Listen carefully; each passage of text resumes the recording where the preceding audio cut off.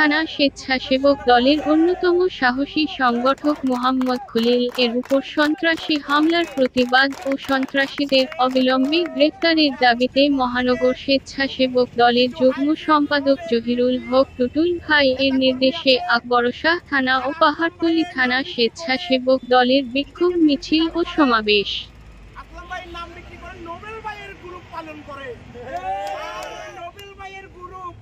Nobel ভাই চাঁদাবাজ, যুবলীগের এক নাম্বার চাঁদাবাজ। কিছু গুন্ডা ফান্ডা এখনো অলঙ্কারা আলিফ গল্লির মধ্যে বংশ বিস্তার করতেছে। আরে ওই বংশ বিস্তার দিয়ে দেখি বিএনপির একজন কর্মীর গায়ে হাত দিয়েছে, কুবিয়েছে তাকে। এটা আমরা চুপ করে থাকবো না, মনে করেছে আমরা চুপ করে থাকবো। আরে এটা ট্রেইলার মিছিল দিয়ে তোদেরকে বুঝাচ্ছি আমরা আছি, কিন্তু এটা মনে করিস না আমরা হারাই গেছি। সময়ে সময়ে তোদেরকে পদক্ষেপ নেওয়া হবে।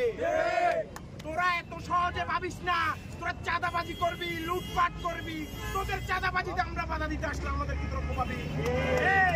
যুবলীগের সেই গুন্ডাকে বলছি যে নোবেল গ্রুপ কর্তাকে আজকে বিএনপির ছত্র ছায়া নিয়ে এসে আমাদের বিএনপির কর্মীর গায়ে হাত দেয়, তার হাত আমরা ভেঙে ফেলবো।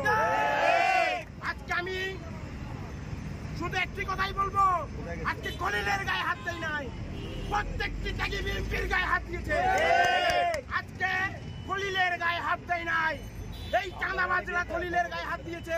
খলিল চাঁদাবাজি বন্ধ করতে গিয়েছে। ওই ক্ষেত্রে চাঁদাবাজি যেখানে হবে সেখানেই আমরা বাধা হয়ে দাঁড়াবো, যেখানেই লুটপাট হবে সেখানেই আমরা বাধা হয়ে দাঁড়াবো।